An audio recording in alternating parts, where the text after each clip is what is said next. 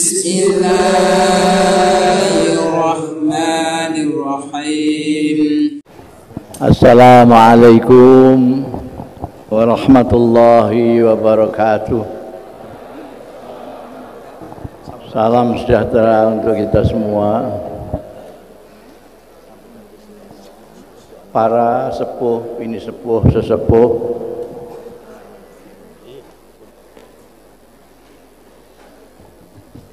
ibu-ibu, bapak-bapak, saudara-saudara sekalian. Pertama-tama saya harus memanjatkan puji syukur kehadirat Allah Subhanahu wa Ta'ala yang telah memperkenankan saya pada hari ini sowan dan ikut dalam acara yang luar biasa. Mudah-mudahan pertemuan kita pada hari ini mendapat ridho dari Allah Subhanahu wa Ta'ala, barokah dan bermanfaat fid dini wa dunya wal akhirah.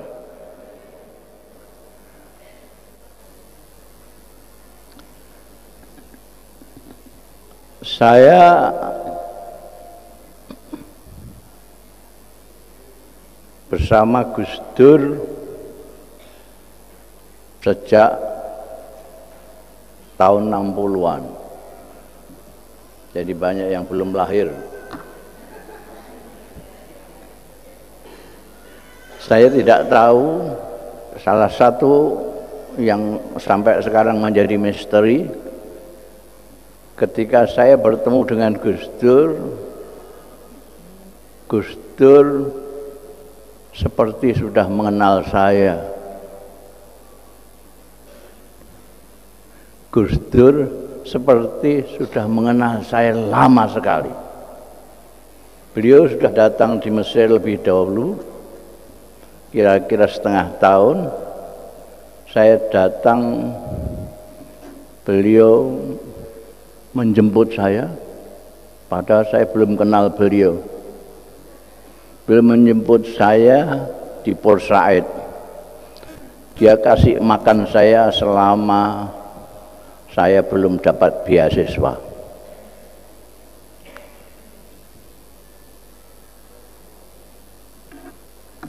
Tapi itu tidak penting. Yang penting karena saya dibahas. Dan ini harap Anda catat. Kunci kalau Anda sekalian mau mengikuti jejak Gus Dur, pertama, rahmah. Rahmah itu kasih sayang.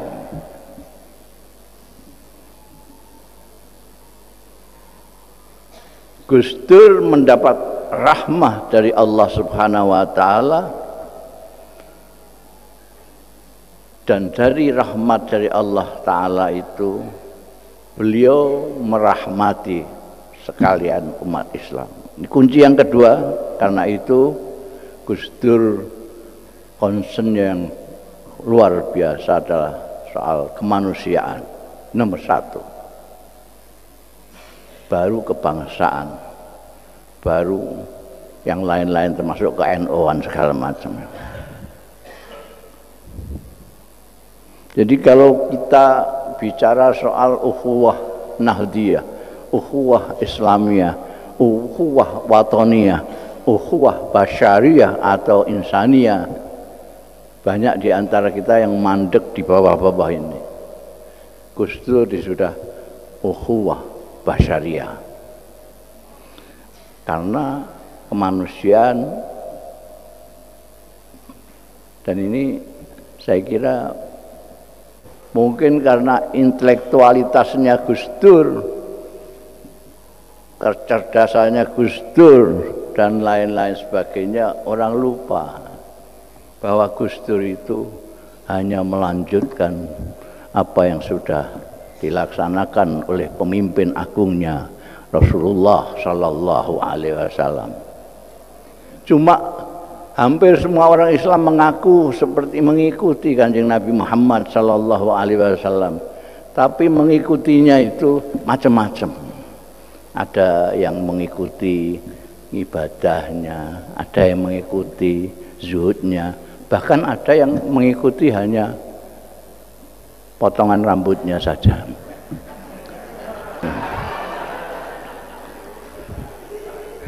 Ya itu semua ingin mengikuti jejaknya Kanjeng Nabi Muhammad Sallallahu Alaihi Wasallam.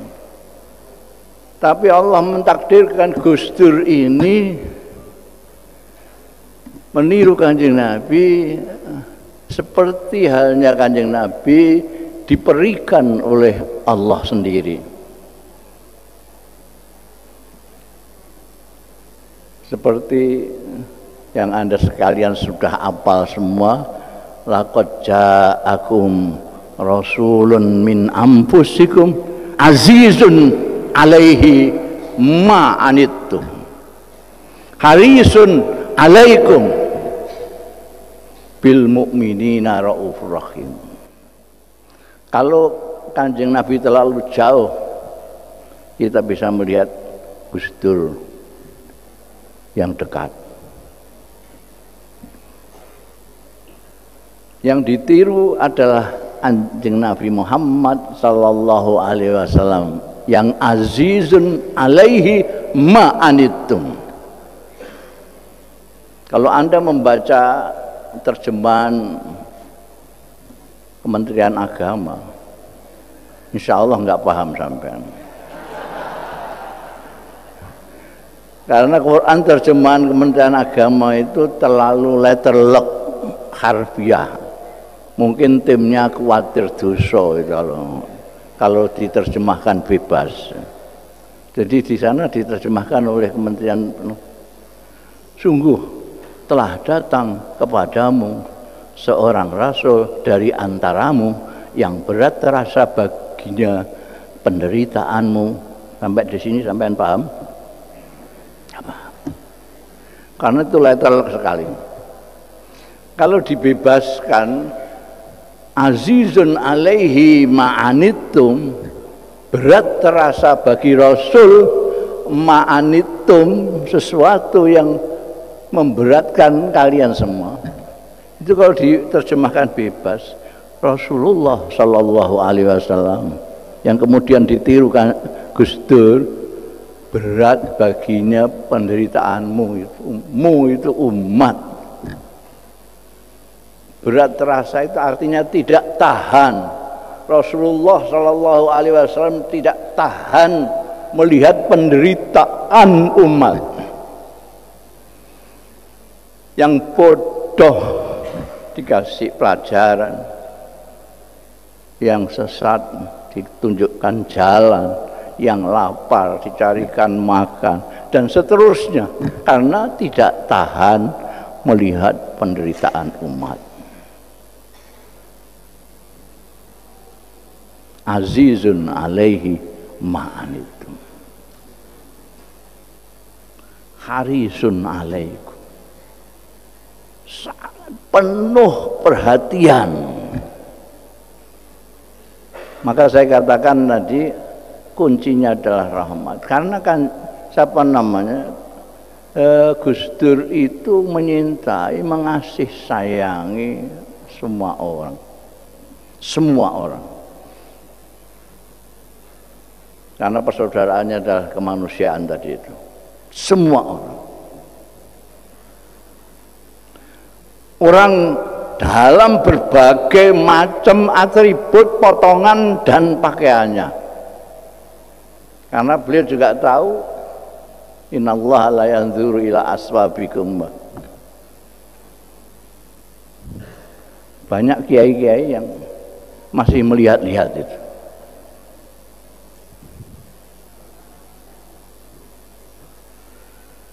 Saya masih ingat ketika Gus Dur menjadi Ketua Dewan Kesenian Jakarta, kemudian jadi juri Festival Film Indonesia. Ada kiai yang kiai kok begitu. Malah ada yang mengistilahkan dewan kesenian itu dewan ketoprak. Kiai kok jadi pengurus ketoprak gitu. Gus Dur tidak pernah melihat orang dengan atributnya. Orang kok begitu, orang kok begitu. Semua orang. Karena memang Gus Dur itu, ini nanti akan, kalau saya tidak lupa akan saya beritahukan kepada Anda. Kenapa Gus Dur lain dengan yang lain? Karena beliau memang lain. Beliau istiqomah di dalam memegang persaudaraan kemanusiaan. Beliau istiqomah di dalam berjuang. Beliau istiqomah di dalam mengasihi orang lain. Dan beliau istiqomah belajar. Banyak orang yang baru tamat sanawiyah saja sudah berhenti belajar. Akhirnya jadi ustadz-ustadz yang meresahkan umat. Gus Dur itu orang menyangka masing-masing menduga sendiri-sendiri. Gus Dur ini wali, Gus Dur ini intelektual, Gus Dur ini jenius, Gus Dur ini. Karena beliau mempunyai banyak. Ketika kita berbicara tentang budaya, tentang politik, kita lupa bahwa Gus Dur itu kiai yang menguasai khazanah keilmuan klasik maupun modern.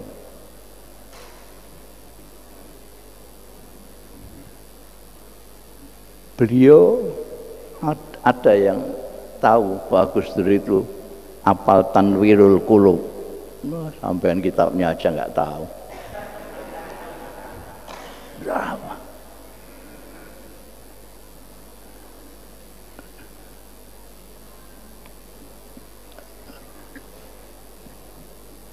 Saya tahu sendiri, Gus Dur itu semuanya dibaca, termasuk muka saya juga dibaca. Bukan hanya baca kitab, muka saya dibaca. Dia bisa membaca, kamu ini sedang nggak punya duit toh.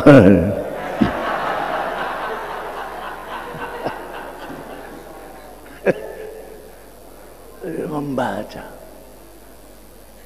Saya mulai beliau membaca sambil gelantungan di bis sampai tahu beliau membaca begini.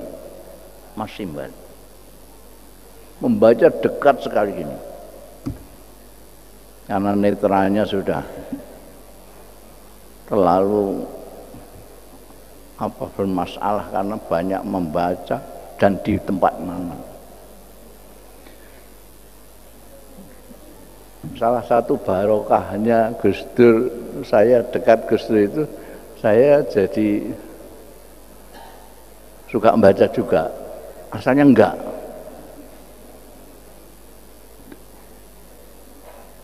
Saya kalau pergi dengan Gus Dur, dan Gus Dur itu sangat suka pergi dengan saya, enggak tahu sebabnya apa. Itu di mana-mana dia bawa buku.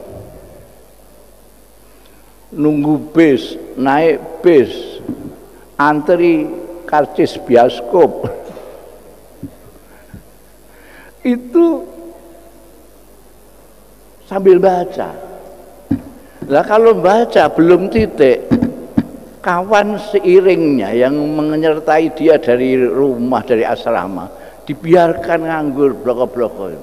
Saya plonga-plongo, ini biar dong aku dijak mlaku-mlaku kan kene tinjalno ae. Nanti kalau titik baru diajak ngomong saya. Bah ini kalau begini saya, kalau rugi saya ini.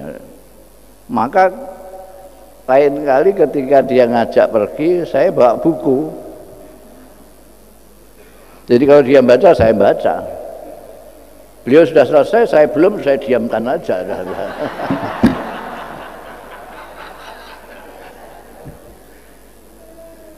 Jadi dari kasih sayang tadi, dia mengasihi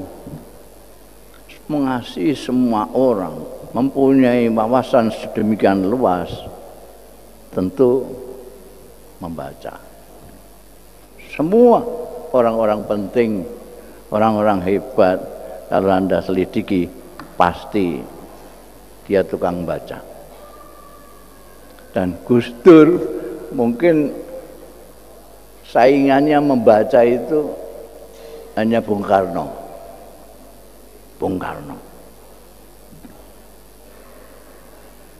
Gus Dur kenal seluruh presiden di dunia, tidak hanya Amerika, mulai Washington sampai belakang-belakang, karena beliau baca semua.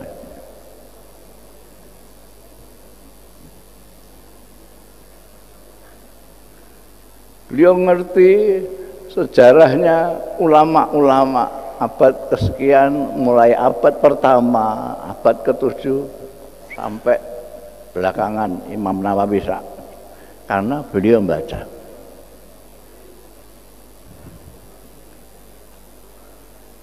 Jadi ini tolong dicatat, membaca ini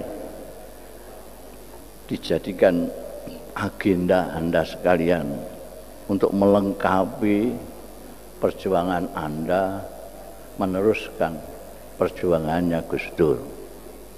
Ini penting sekali.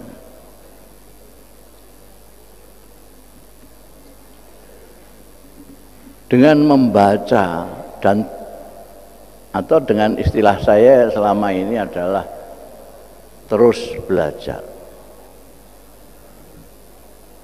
Gus Dur itu mulai belajar dari pesantren-pesantren. Beliau adalah sisa-sisa Laskar Panjang, sisa-sisa kiai kuno yang suka mondok di sana. Beliau mondok di Tambak Beras, mondok di Tebuireng, mondok di Denanyar, mondok di Tegalrejo, mondok di Kerapiak, mondok di Sarang. Dulu memang kiai yang zaman kuno itu mempunyai tradisi mondoknya terus menerus. Karena misalnya di Tebuireng takhasusnya adalah hadis, di Kerapiak Al-Quran, di sini jadi diratani oleh siapa namanya Gus Dur.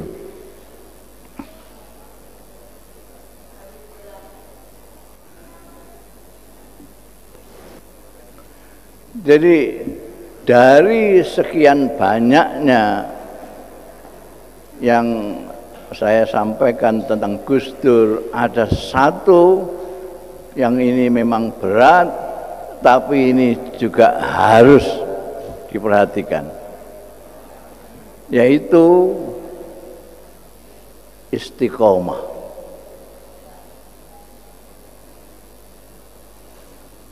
Sampai catat istiqomah. Gus Dur itu istiqomah di dalam belajar, istiqomah di dalam berbuat baik kepada orang, istiqomah dalam mengasihi sesama, istiqomah di dalam berjuang untuk negerinya, istiqomah dalam segala hal. Tapi berat sekali. Jadi yang terberat yang saya lihat, pelajaran yang berupa Gus Dur itu adalah istiqomah ini. Karena kita biasanya sering kelelahan.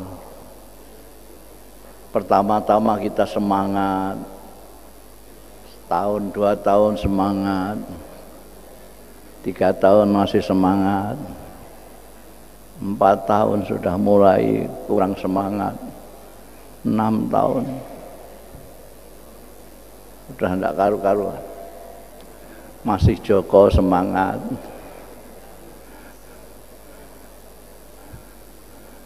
dapat istri rodok semangat, punya anak Mbak bisa.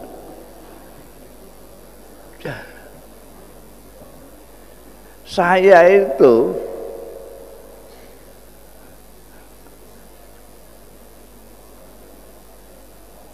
dengan Gus Dur itu, dulu kalau saya ke Jakarta itu njujuknya, apa bahasa Indonesianya njujuknya itu. Kalau saya ke Jakarta, oh ini mesti wong Jawa kabeh, njujuknya itu mesti ke rumah Gus Dur. Boleh tanya Bu Nuriyah, boleh tanya Alisa. Saya berhenti tidak ke tempat Gus Dur itu setelah Gus Dur di istana. Enggak berani saya ke istana.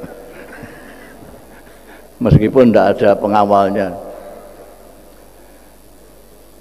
Gus Dur dulu itu pindah-pindah, kayak kucing anak-anak ini. Pindah di Cilandak, pindah di sana.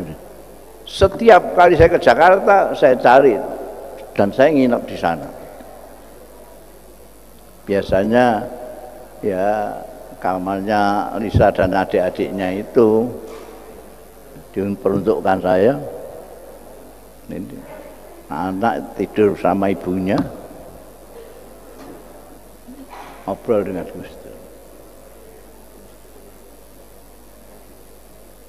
Dari mulai beliau pindah-pindah itu sampai beliau ke istana tidak berubah sikapnya.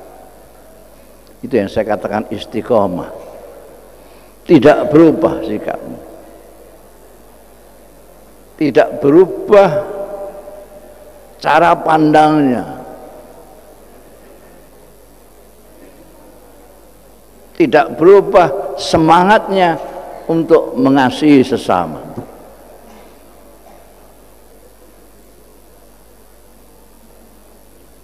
Sejak tinggal tempat yang Anda bayangkan saja, sekian bulan tidak sampai tahunan pindah lagi ke sana, pindah lagi. Itu ketika ngobrol sama dengan ketika kita ngobrol di Mesir dulu. Yang dibahas tentang manusia, tentang Indonesia. Sampai beliau masih sehat, dulu Gus Dur itu necis sekali. Ketika di Mesir necis sekali. Kalau mau pergi kemana-mana, beliau nyetrika dulu. Wah, rapi sekali. Saya nyompros sekali. Belakangan beliau nyompros, saya rada necis.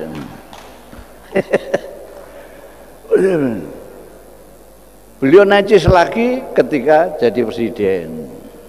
Mau necis lagi. Itu pun berkat perjuangannya kawan-kawan yang memang mempengaruhi beliau untuk bisa necis. Sebelumnya Gus Dur itu jadi narasumber seminar ke seminar itu gelantungan di atas bis, pakai baju batik kutungan yang seminggu enggak salin itu.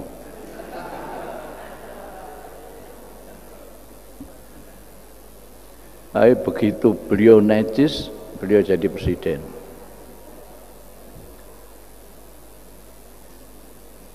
Itu tidak pernah goyah, tetap pandangannya, tetap pikirannya, tetap perjuangannya, tetap.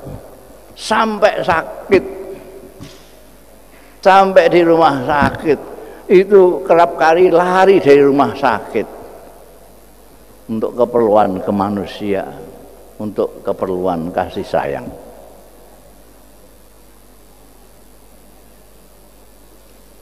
Saya kalau lihat kiprahnya kadang-kadang beliau dari luar negeri datang ke airport, nanti dari rumah dibawakan koper lagi untuk pergi ke daerah mana. Pernah dari Amerika langsung Tulungagung. Ini enggak, akal saya enggak nutuk ini biasanya. Tahan pada apa?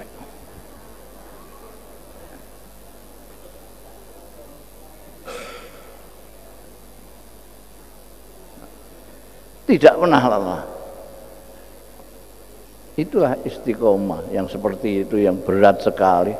Bahkan saya sering sok nasihati beliau, Gus, Pak, meskipun sampean itu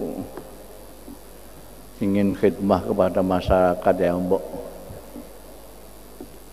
badannya sendiri juga dikasih hak.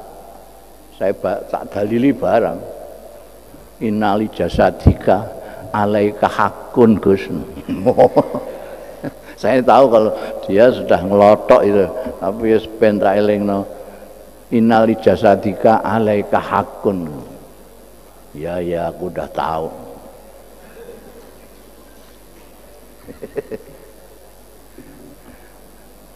Karena apa yang dipikirkan, fokus daripada Gus Dur itu kemanusiaan dan paling tidak kebangsaan.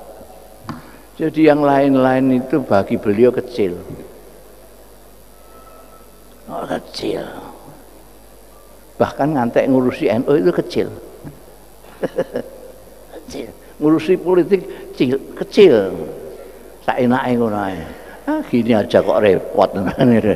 Itu kan begitu aja kok repot, itu menunjukkan bahwa beliau memang menganggap kecil semuanya. Kecil. Sementara kita ini menganggap itu sudah luar biasa. Wah, ini perkara gede ini. Ya kecil. Saya pernah tahun 70-an Jakarta diajak ngelencer beliau nyetir sendiri, nggak tahu itu mobilnya siapa, nyetir sendiri, padahal beliau ini sudah nggak begitu melihat ya. Nyetirnya itu juga tidak seperti pekerjaan yang berat gitu, guys. Ayo makan. Lu apa? Berarti nanti kok kayak orang nyengklak sepeda ontel lah ini.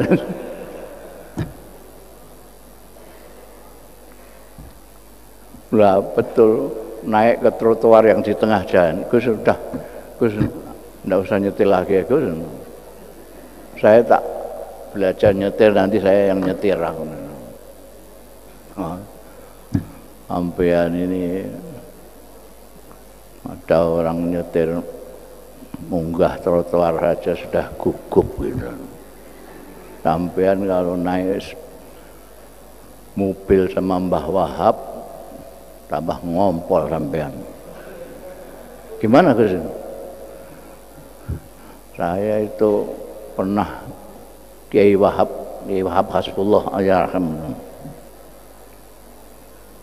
nyetir mobil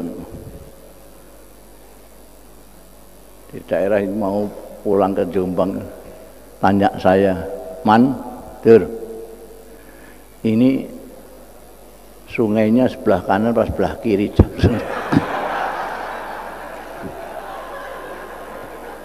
Sudah Mbah, saya saja yang nyetir Mbah. Saya ketakutan, nyetir kok pakai selawat itu gimana?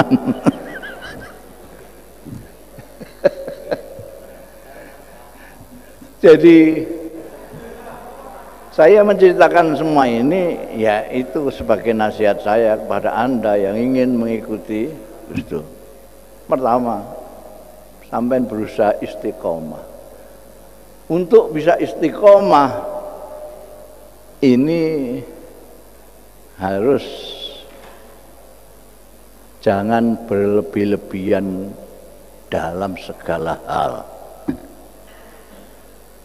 Orang yang berlebih-lebihan dalam segala hal yakin tidak akan bisa istiqomah, tidak bisa adil. Syarat adil dan istiqomah adalah tidak berlebih-lebihan. Perhatikan Gus Dur selama ini tidak pernah marah sama orang lalu ngantek ngempu-ngempu, enggak. Memandang hak semuanya sederhana saja. Sampai istana ya sederhana saja. Oh enggak kok terus pokok. Oh ini jadi presiden top.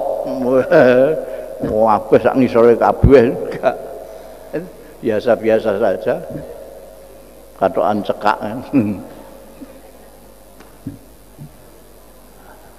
Enggak berlebih-lebihan. Supaya bisa istiqomah.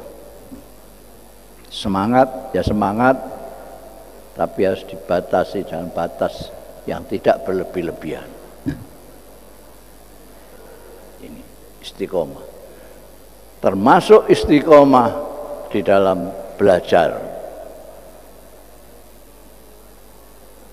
Kata Rasulullah Sallallahu Alaihi Wasallam, dan ini yang saya kira juga dipegang oleh Gus Dur. Orang itu akan tetap pandai selama dia masih belajar.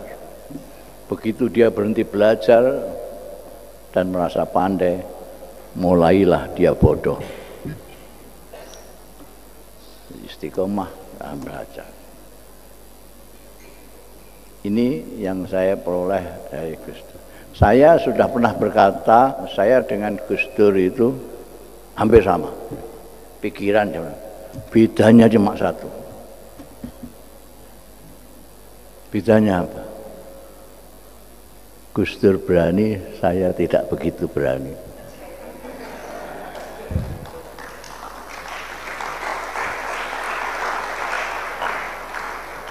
Kenapa Gus Dur berani? Kenapa Gus Dur berani dan kita tidak? Karena makomnya Gus Dur yang dilihat hanya Allah Subhanahu wa Ta'ala. Nah ini berat lagi, tidak akan saya sampaikan sampai ini untuk nutup omongan saya. Ini pol. Gus Dur tidak takut sampai bully, sampai cemooh, sampai apapun, asal Tuhan tidak membuli, tidak mencemooh, tidak memarahinya. Ini juga berat.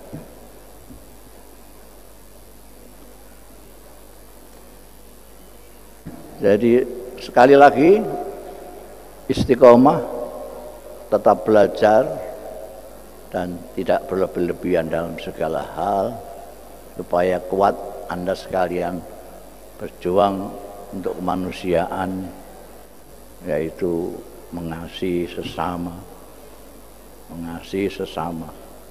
dengan cara apapun yang Anda miliki. Anda punya ilmu, berikanlah ilmu. Anda memiliki apa saja untuk sesama. Saya kira itu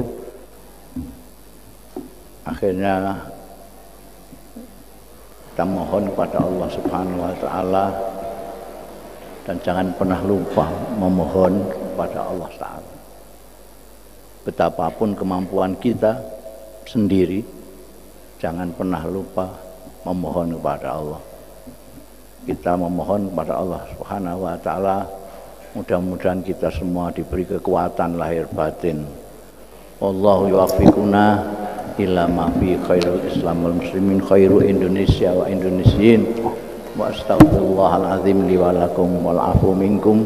Wassalamualaikum warahmatullahi wabarakatuh.